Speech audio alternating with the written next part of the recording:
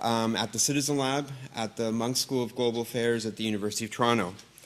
The purpose of this closing session, which will have a variety of different parts, is first to attempt to sum up the key points from our discussions over the last 2 days, and look perhaps at some recommendations to the OSCE participating states and institutions. A lot has been discussed, both here and online. I will try to do my best to sum up some key points, and we'll try to present an informal summary and some recommendations on behalf of the chair. After my presentation, I'll open up the floor to any participating state, civil society, or other speakers wishing to deliver some final remarks. And for that, I would ask for the persons who wish to speak to identify themselves and ideally be as short as possible. So to start, I'm going to start with some key thoughts or some key points that came up over the last 2 days. And first of all, I'll start with Minister Gilmore at the beginning yesterday, who opened our discussions and talked about that the internet is a transformational innovation, that it's created tremendous economic growth, really changed how society engages, communicates, and assembles, and that the Universal Declaration of Human Rights has stood the test of time, and it clearly covers the internet, and that it's consistent also with the OSCE commitments that should be covering the internet as well. He introduced the first panel that talked about how to ensure that the internet remain open, global, and there was a focus on freedom of expression, facilitating human rights and fundamental freedoms. Our opening moderator, Rebecca McKinnon, talked about that it's a global challenge and that it's a problem for a variety of countries, and a variety of countries are struggling with this. And it's both democracies and it's the range of democracies, and the particular case of the UK and how some modern countries are trying to deal with this. But that we need a lot of work to work together to try to make sure that the internet stay open. Some comments that I won't attribute to any particular speakers that we'll mention, I'll raise as well, that the greatest threat that we face right now is in fact fear itself. That no one organization or national government can deal with the vast number of different types of issues, that we need an equal focus on security and human rights and not see them as separate. As well, there was an echo by several of the speakers that the fundamental freedoms enshrined in the UN Declaration also apply to cyberspace, and this was a common theme yesterday and today as well. That a variety, it was also mentioned as well, that a variety of governments have come together to try to support the different types of support that are required for internet freedom. And I'll more into that into a moment. The UN Special Rapporteur for Freedom of Expression talked about, and his report on free expression was referenced many times, and he also stated that we don't need a new set of standards and rights for the internet, that existing human rights frameworks should apply, and also the importance of internet being accessible globally. There was an echo again by several participants that online rights should be the same as rights that we have already, and talking about different types of countries that have come together again to promote this, some 17 different types of countries. Then we got into a discussion, and the discussion was very rich, talked about a variety of different issues, how some of the technology that's used for law enforcement, for intellectual property enforcement, at times is good for that, but also has a dual use and can also be used to repress human rights. There was a discussion in terms of the role of companies and whether they have an ethical code or something like that, to make sure that they see that their technology might have a negative human rights impact. There was a conversation about a need for openness and transparency, that perhaps it's sometimes that when talking about legislation and other type of issues, that restrictions need to be the exception. There was another point that got a lot of resonance, both online as well too, is that in today's age that we're all connected, the discussion of erecting cyber walls is really unacceptable. That there is one internet, not a variety of different intranets around the world, and that is a shared resource that we have now, and that we must build on it, and we need to come to terms with that. In regards to session number 2, it was a discussion around developing a common understanding of online content, and I would say that it was a kind of 2 main issues came up, and I think I raised this in some of the comments from the floors, that there was a clear human rights track and there was a clear kind of intellectual property track, and it shows that some of the tensions that can exist, but that we had a very civil dialogue, and at the end of the conversation there were mutual points of agreement that we all had, but I'll raise some of the issues that came up. Again, that the internet is at the forefront of all the legal issues that are coming on. It's all intellectual properties playing out on the internet and other issues as well. There was a concern by some on the panel online that intellectual property laws, depending how they're implemented, can have some sort of consequences. That there needs to be, in some parts of OSCE member states, some are seeing that by having intellectual property laws, perhaps that might lead to internet censorship or not. And there needed to be some sort of a discussion around that. I won't get too more. I want to wrap up. For today, I'll talk about more the morning and the first half of our session that just concluded. We are talking about internet governance and human rights. And again, there is a view reflected by most of the participants that the OSCE human rights values and commitments also extend to the internet, reinforcing that the issues of what some of the countries in the West, particularly the UK, there is a great level of concern expressed by a variety of both the panelists, but also people online, that the UK was not setting a good example. And there was a government delegate from the UK that begged to differ, but we had that conversation. I think that was good, and the session as well. Some of the technical measures were raised as well. Some other issues that came up as well, there was a conversation that was very rich and that gets into some of the recommendations in terms of what are some things that could be done. What are some roles of the states or the stakeholders, some real work that needed to happen. And a lot of different panelists talked about the importance of training and education, the discussion around critical infrastructure, how that should be protected or not, the need for a high level of interaction between a variety of different stakeholders, not just government to government and government to international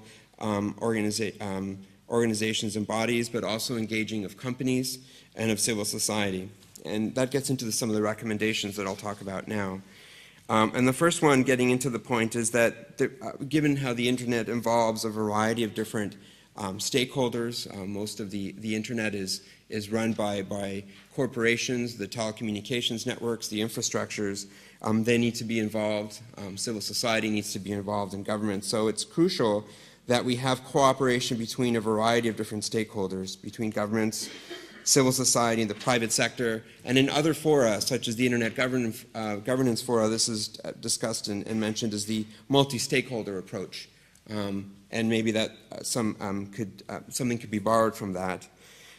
There were some points also made yesterday that the OSCE perhaps should or could collaborate with academia, and perhaps the need to encourage more research on governance, security from a legal, policy, sociological, and technological perspective, and the great need of data to see really what's happening or not on the internet. Secondly, again, that there was several points yesterday and today, the issues of corporate social responsibility, and perhaps that businesses need to pay more attention and work within the recently released Ruggie framework. That was particularly important. I think 3.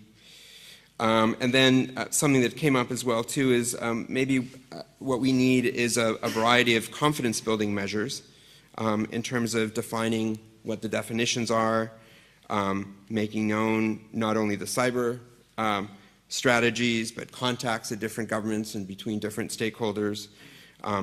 And if human rights norms apply to the internet as well, then how do they apply? And we need to have a rich discussion about that as well too. And then that there's much too much that more that we could discuss, and that we really should continue the conversation going forward. 2 days is not enough, and no doubt there's a lot of questions and a lot of comments, some of which some delegates will make here. But ensuring the conversation and making sure that the different stakeholders that were here can have that conversation going forward would be very helpful. So now, having concluded and tried my best to share a very quick summary, I want to open the floor to any participating state, civil society, or other speakers.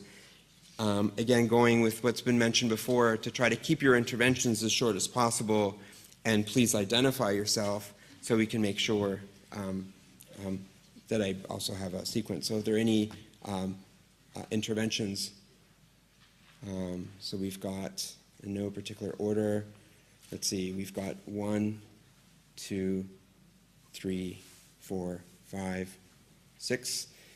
So if you have a number, and then I'll go again after that as well. So there's 7, and anyone else? So we have 7. Okay, so whoever was 1, please. Okay, thank you very much. I'm Philip Seprikin, well, representing Russia and the Foreign Ministry. And, well, finally, well, I have got the mic, and, well, now I hope I would have my 15 minutes of fame. Well, hopefully not 15, but maybe a couple of minutes. Well, thank you very much for your conclusions. I think they are very much comprehensive and will reflect the discussion. However, we also attempted several times to get the microphone and to be heard by the audience well, regarding the Russian approaches to what we see as well, internet freedom and well, information security. Well, first of all, I would like to outline that Russia has always been supportive to freedom of well, internet and well, indiscriminate use of internet. Well, we're not supportive to censorship, and we well, we also support freedom of expression and freedom of well, opinions. The active use of well, virtual space, well, internet, during the well, last decade makes us mindful about security issues, because it's well, active use brings in new challenges and threats, and therefore we consider that it's very important to have well, to strike the right balance between security and freedom. And I think that was also outlined well on many occasions well, in this well, auditorium. But we don't speak about the total control on well, of well, internet in our national space, or well, information space. As we say, what we're talking about is only to we're consistent with the Tunisia round of well, internet conference, and what we want to ensure is well, well, unimpeded, stable, and secure use of internet and all possible well, ICTs. So that means that when we assure the national security, it should not undermine freedom.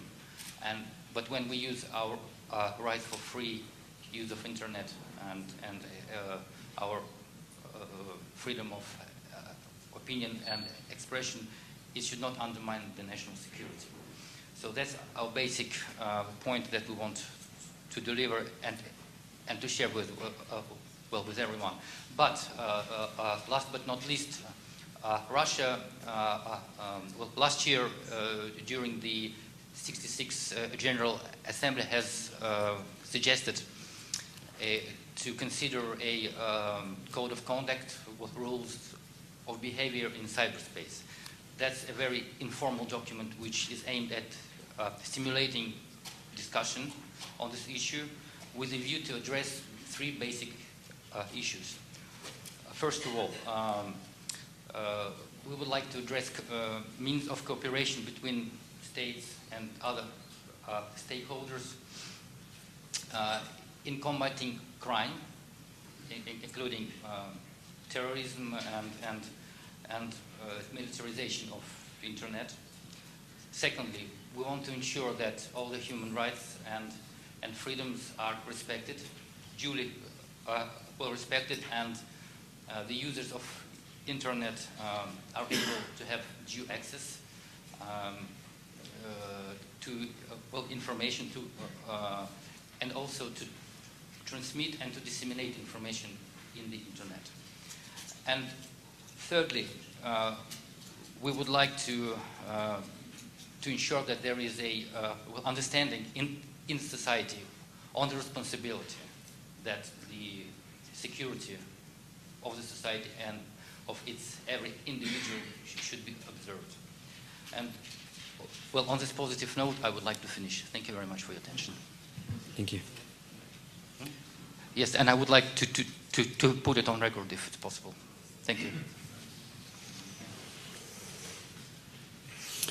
In regards to putting it on the record, I've been asked that if you wish to provide the Irish chair with any copy of their interventions, and they will be circulated through the document distribution in Vienna. So who's number two, please? У меня предложение, если можно. У нас есть у гражданского общества на будущее опасения, что если civil society is concerned that if we continue with the IPOs, then authoritarian countries such as China and Arab regimes will buy up the shares in major internet companies and in social networks. Can you please identify yourself, please? My name is Emin Husseinov, and I represent Azerbaijani non-governmental organizations. So we are concerned whether or not a situation, the risk may occur in the future, and in case major internet companies sell their shares to authoritarian regimes, including China or Arab countries, whereby they will buy up major equity stakes in their businesses, can they place servers in their countries? Will that not jeopardize the situation? Can we adopt any legislation in order to warn investors against selling shares to authoritarian regimes? Thank you. Thank you very much for your comment. Who is number? Thank you. Please identify yourself, sir, and give your comments. My name is Hendrik van der Velde from the European Union delegation. We would like to thank the Irish chairmanship, first of all, for giving us this opportunity to exchange views on such a highly important topic as how to ensure freedom on the internet. In addition, we would like to thank the very impressive group of panelists and the tremendous richness of the discussions the last 2 days.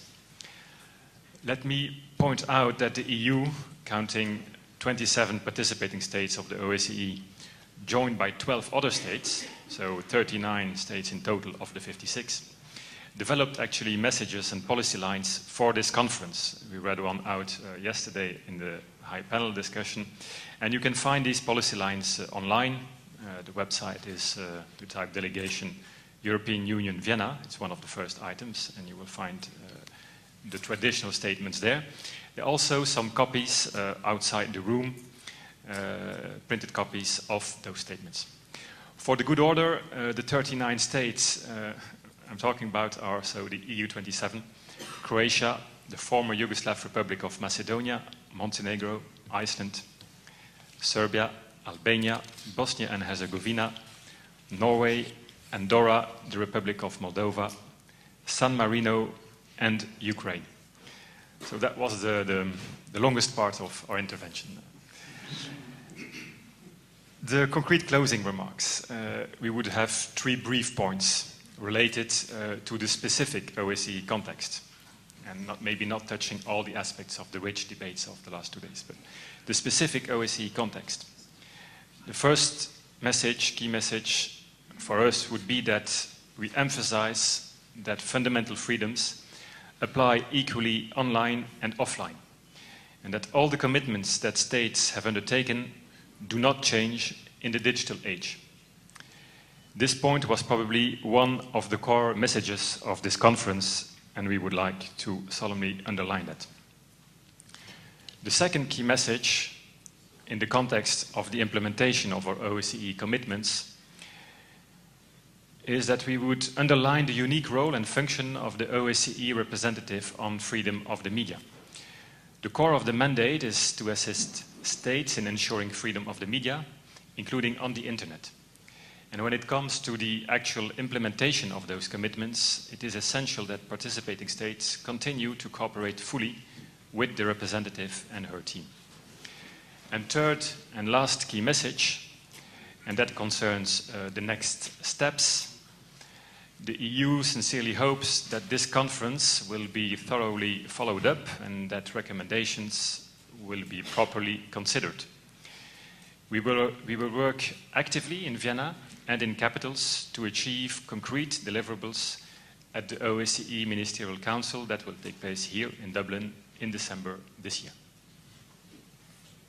Thank you.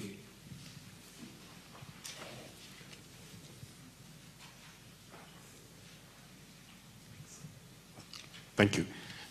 My name is Thomas Greminger. I'm the Swiss OSCE and UN ambassador in Vienna, and I'm also the chair of OSCE's Human Dimension Committee.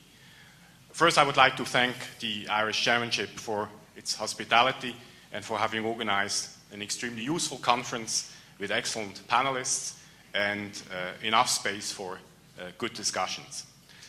Now, let me start my remarks with a citation. The Chairmanship's press release yesterday cited Dunja Mijatovic, and I would like to quote her. The discussions of freedoms and rights and the discussions around security often appear to be running on parallel tracks. We need to bring these debates and perspectives together, and we need to encourage a more interdisciplinary understanding of cyberspace governance that will help us to avoid overly broad-brushed attempts to legislate the internet while enabling broad consultation. The OSCE offers a framework for the rights security debate that we need to take advantage of. I couldn't agree more with this statement by Dunja. Indeed, the OSCE has so far only partly exploited its potential to deal constructively with digital media freedom issues. And when I refer to OSCE's potential, then I think of 2 features. First, its comprehensive approach to security that would, in theory at least, position the OSCE ideally to deal with these fundamental freedoms versus security-related restrictions issues. And second, its composition that extends beyond the membership of the Council of Europe. And I say this being aware of the comparatively very advanced state of policy development on these issues in the Council of Europe. Yes, it is true, OSCE institutions, and this is mainly the representative on the freedom of the media, and ODIHR have been doing very important work in promoting digital media freedom. But when it comes to policy development by participating states, I think OSCE's track record has been very poor. And this is largely due to the fact that these 2 tracks that Dunja referred to have not been brought together. And I do say this also as the chair of the Human Dimension Committee that tried in vain to do so in the run-up of the Vilnius Ministerial Council. As many of you recall, there was quite a serious attempt to negotiate a Ministerial Council decision or a declaration on media freedom in the digital age that failed totally. Now, my impression of this conference is that it was rather successful in bringing these two tracks together. And I do hope that this will also inspire future Vienna-based discussions on the matter. I'm convinced that if we want to effectively protect fundamental freedoms, like freedom of expression in digital age, we also have to deal seriously with these legitimate restrictions, like, for instance, hate speech, like terrorism, or like child pornography, to mention a few. And I think this was also confirmed quite forcefully by ODS Director Jana Silanacic this morning. Let me add two other remarks that seem relevant to me for our future work in the OSCE. First, while it is true that we face a number of very complex issues and that we have to resolve a number of important dilemmas when we try to conceptualize digital media freedom, we can build on solid international human rights law and on equally solid OSCE commitments. Basically, and this was the first EU point, I think hard and soft norms in the field of media freedom, freedom of expression, they remain equally valid in the digital age. And in addition, I would also suggest that we should not shy away from taking advantage of all the work already done by the Council of Europe. And my second point, and it's the last one, refers to the multi-stakeholder approach that has been mentioned by many participants to this conference. This multi-stakeholder approach appears to be the right way to develop and implement internet governance. And this close dialogue and cooperation between government, industry, and civil society, this should probably also be relevant for the kinds of discussions we'll be having in the OSCE and on both the tracks, the more freedom and the more security-related one. Thank you very much. Thank you very much.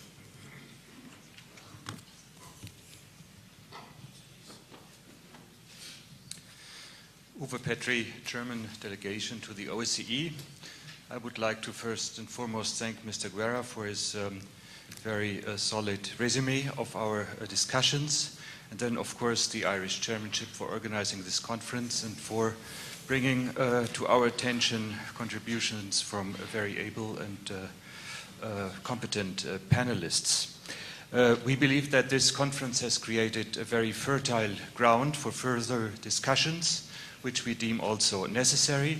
And in this spirit, I would like to announce that the German Foreign Office, together with the Aarhus University in Denmark, Human Rights Watch, the Alexander von Humboldt Institute for Internet and Society, and together with sponsors such as Google and the Association of the German Internet Industry, is organizing a conference in the same vein in September, on the 13th and 14th of September in Berlin, by the title of The Internet and Human Rights, Building a Free, Open and Secure Internet. The symposium intends to offer a space for multi-stakeholder dialogue on the Internet and human rights. The conference will bring together around 100 participants from civil society, governments, the private sector, academia, and the technical community. Among the 4 key we intend to address will be bringing together existing initiatives on human rights and the Internet, discuss procedures by which Internet human rights criteria may be integrated into international diplomatic negotiations and corporate decision-making, and jointly develop recommendations for each stakeholder group to promote and implement human rights in the digital age. Leaflets are available outside, and information will also be available, of course, on the Internet. Thank you. Thank you. Thank you, Mr. Chair. I'm the representative of the Russian delegation. I would wish to support my colleagues here and say that we were quite gladly participating in the work of this conference, and would wish to thank the Irish chairmanship for arranging this important event on this burning issue of internet freedom. We feel that the job was done quite substantially, and those recommendations and well, this final document which was elaborated gives good food for thought, and will give it a thorough, of course, examination for the time being before the ministerial conference on the 6th, 7th of December. Maybe one proposal which we would wish to bring to your attention is that, to our mind, this format of discussion, which was during these 2 days, the panel discussion, and with the rest sitting in the hall, could be maybe better if we would arrange a roundtable discussion, that with all the people sitting around the table, that makes it always more lively and gives more opportunity for the delegates to participate in the discussion itself. So maybe in the future this could be taken into account. Thank you so much. Otherwise everything was perfect, and we thank you for your chairmanship and able organization. Thanks. Thank you.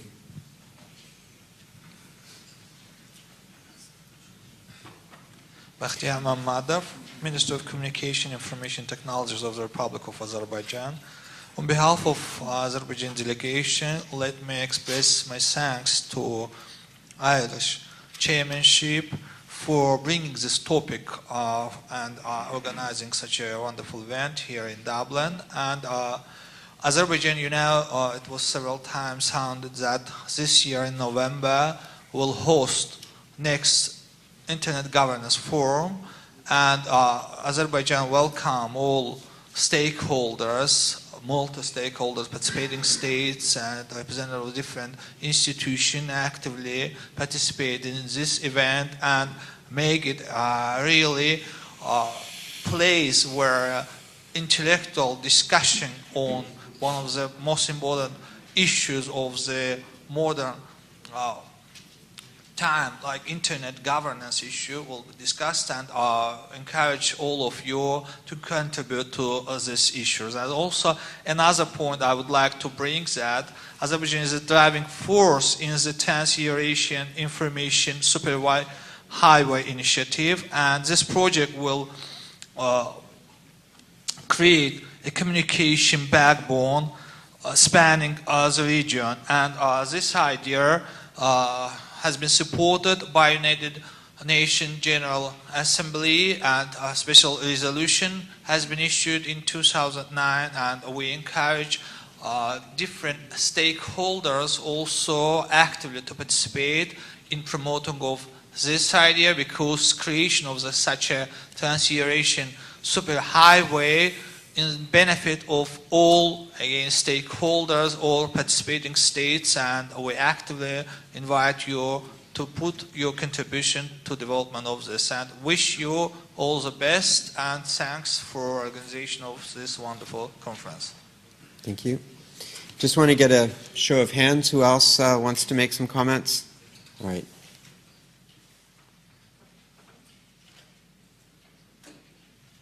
Я буду говорить по-русски, поэтому включите.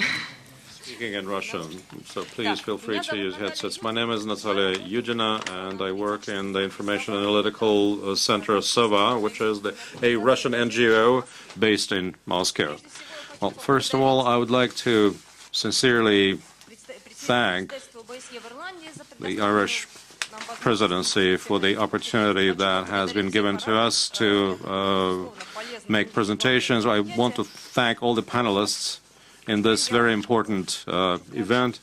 And now I would like to say a few words about our recommendations. We have come up with some recommendations which will be provided in writing, and therefore I would like to limit myself to 2 comments. We proceed on 2 understandings. The freedom of expression can and must be limited by the considerations of the security of society, but only within the requirements of the European Convention on Human Rights. And secondly, the internet freedom of expression is no different from any other freedom of expression, any other medium, and therefore the same limitations must apply to the internet.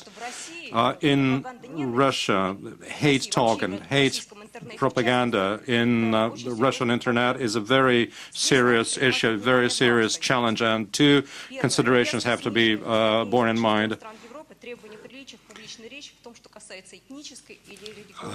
Ethnic and religious intolerance should be limited, and there is a lot of criminality in the country, and therefore propaganda should be also limited. And we believe that our government is aware of this. But law enforcement is very important. Well, several times people were unlawfully sentenced to prison terms.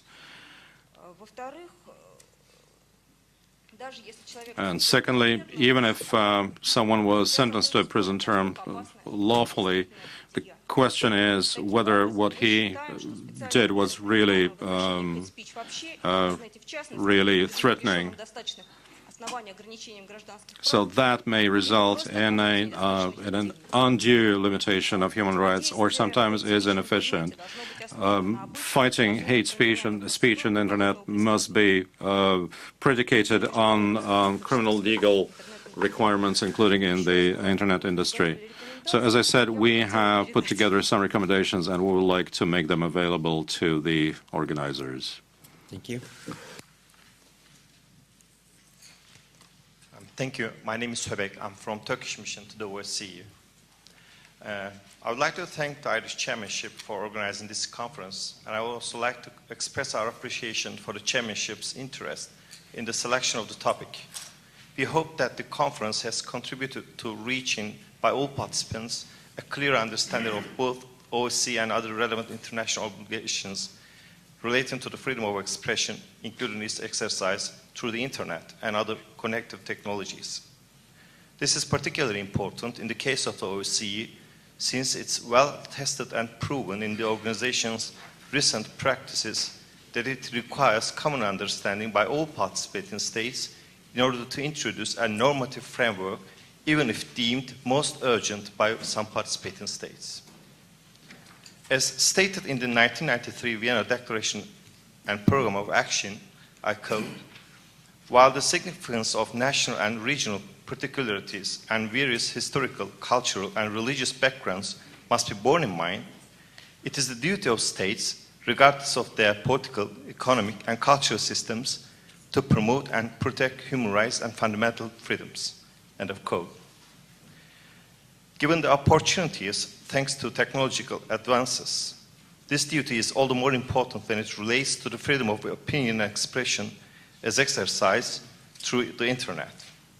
Failure of a state in fulfilling such a duty would necessarily yield negative consequences on the exercise of other relevant freedoms, since the freedom of expression is an enabler of other rights.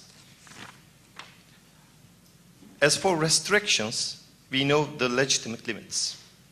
We are also aware that restrictions applied by OSCE participating states against freedom of expression and opinion are not uniform across the OSCE region. Therefore, contributions of experts as well as practice of participating states are a valuable source to take into consideration. We believe that our unique institution, the Office of the Representative of Freedom of Media, will also be instrumental in developing standards to be applied across the OSCE region, in particular with regard to protection of children from the harmful contents of the internet, as well as the combat against transnational organized crime and terrorism. I would also like to take this opportunity to invite all participating states to engage in comprehensive dialogue with Ms. Mijatovic and her able team, from which we have benefited a lot. Thank you. Thank you. My name is Thomas Melia, and I'm serving this week as the head of the American delegation to this conference. I'd like to begin by congratulating and thanking the Irish government for hosting such a splendid conference on internet freedom this week. I can't imagine it could have gone any better, although I know a lot of delegates and visitors here share my great disappointment that the Irish side couldn't bring home a win last night in the match against Italy. It would have really been a quite good topper for the whole event if we could have done that, but oh well. Secondly, and with reference to the intervention by my colleagues from the Russian Federation who spoke to the International Code of Conduct for Information Security that has been proposed in multiple international fora in recent months, I wanted to say that we are studying that proposal very carefully and would look forward to occasions to discuss that further. in the OSCE or elsewhere. But our initial review of it suggests that it may be inconsistent with some of what our discussions in these last 2 days have led us to. It refers to, it seems to present a concept of state-centered management of the internet and under the name of information security management. And we think that based in particular, and we're reinforced in this by the discussions of the last 2 days, that the better way forward is to build on the existing multi-stakeholder approach to governance of the internet that relies as much on the corporate and NGO world as on government participation. And so while we would like to continue to discuss the best way forward, we'd like to emphasize that we think less regulation, less state control of the internet is the better way forward as we enter into a longer-term discussion. And we'd like to remind delegates here, participating states, that along with 24 others, we are proposing in the OSCE for consideration in December a declaration on fundamental freedoms in the digital age, which would articulate that all of the existing freedoms that have been enshrined in the OSCE covenants exist as well online as they have offline, and would like to continue that discussion as well and see if other participating states may join us in that, and whether other NGOs and experts in the field would find it acceptable to recommend that to their governments as well. So thank you again, Robert Guerra, for such an excellent summary. Thanks again to the Irish government for such excellent organization of the proceedings. Thank you. Thank you. Any other comments? Please raise your hand. So.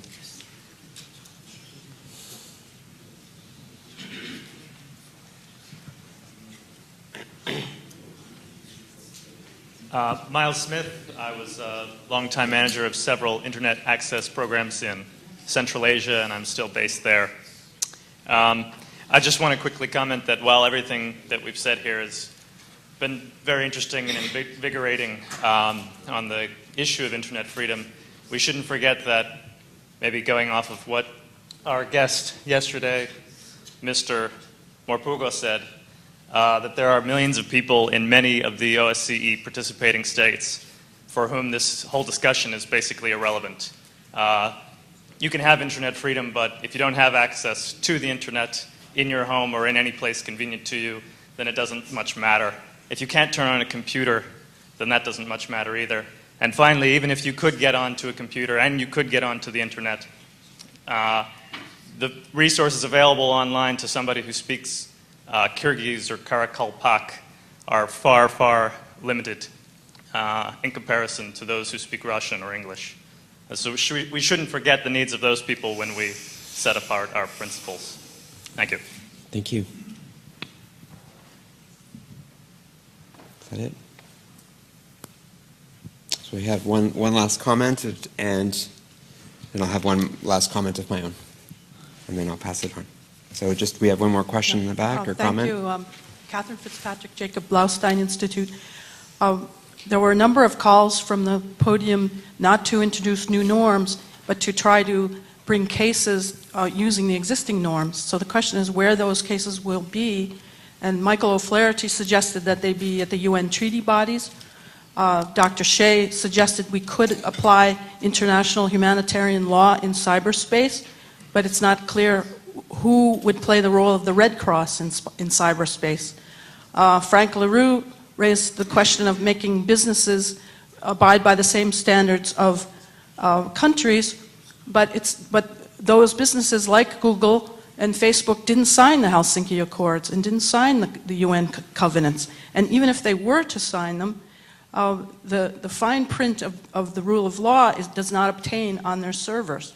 The European Court might deal with 10,000 cases from Russia or Ukraine, but Google is now dealing with millions and millions of cases. So we have a new world court where there is no due process, no right to call witnesses, no right to face your accuser, no law of discovery, no remedies, no right to receive a written notification of the charges against you, and so on. So there's no rule of law on the servers in Google or Facebook And I, for one, do not welcome our new overlords, and I think that we need to work towards the rule of law starting there in those companies, and then as we do that, we will be able to see good cases that will make good law.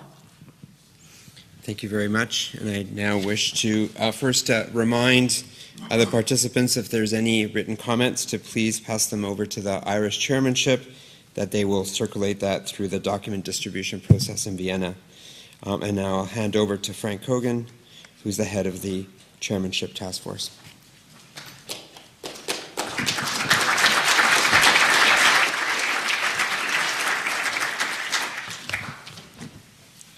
Thank you very much, Robert, and congratulations for the excellent work that you did, not only in providing that wonderful synthesis of the discussion that we had over the 2 days, but also for the marvellous work you did in trying to keep up with all of the Twitter chat that was going on, and which was shown over here on the screen, and feeding that into the discussion. Thank you very much. Well done. So I'd like to thank you all for coming, all of the diplomats, representatives of civil society, representatives of the business community, journalists, bloggers, tweeters, all who came and joined us over the past few days, both here in this room and virtually through the web stream. We had 2 days of very, very stimulating discussion, 4 sessions, a diverse range of expert interventions and plenty of debate. And I can inform you that a video recording of the entire conference will be available on the conference website, not immediately, within a day or two, because we have to edit out all the gaps and pauses. But you can see it all there on the screen within a couple of days. The goal we set ourselves in organising this conference was to move towards greater shared understanding in the OSCE of the key issues affecting internet freedom and how they relate to existing OSCE commitments. And I hope that we have been able to do that. Robert Guerra has summed up the discussions, as I said, and presented an outline of some possible recommendations which will be relevant to the ongoing discussion within the OSCE on internet freedom. This meeting was in the form of what is called a chairmanship event. So this had the advantage of enabling us, as the chairmanship in office, to be a little bit experimental. It was not the standard roundtable format for OSCE meetings. Our aim was to take advantage of this possibility to have an interactive online debate with a very, very broad participation, not only of, as I said, the 300 or so participants who had registered, but also hundreds of others who could join us in the discussion through the online capacity that we have here. And I hope that that achieved the goal which we set of greater interaction and debate.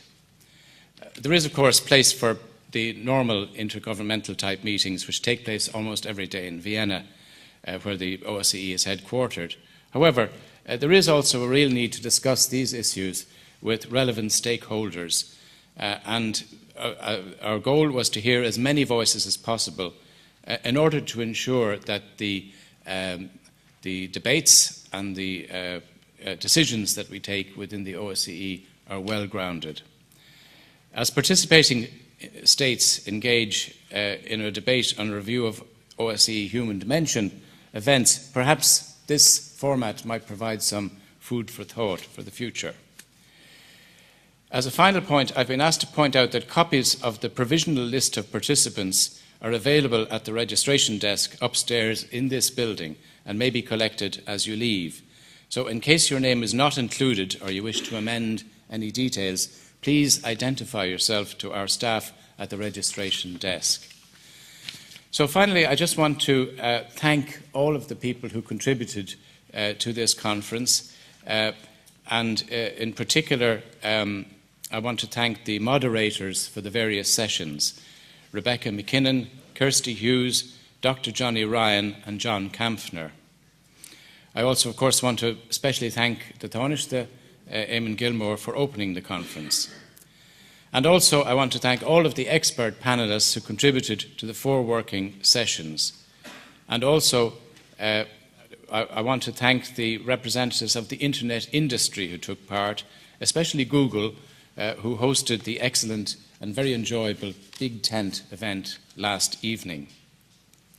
I want to thank the representatives of civil society and NGOs who took part in the various sessions and side events. A special thanks also to Dunja Mihatovic and her team, who made a very valuable input into this conference. And I've already, of course, thanked Robert for his excellent role in dealing with the Twitter feed. In conclusion, I think I should pay particular thanks to Jonathan Conlon, who is in fact among our task force members was the chief organiser of this conference from start to finish. Jonathan, a big thank you, congratulations, well done.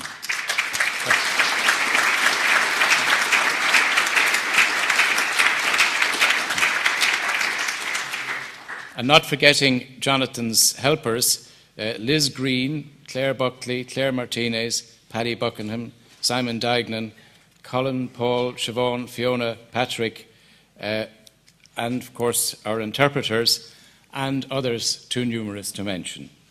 I hope that you've all enjoyed your short stay in Dublin. A pity we couldn't, as Tom Melia said, celebrate with the party of victory last night, but we wish best of luck to Spain and Italy in the succeeding rounds. And as we say in Irish, Slán Abhaile agus Ganairi and Boher live. Safe journey home. May the road rise with you and may the wind be always at your back. Thank you very much.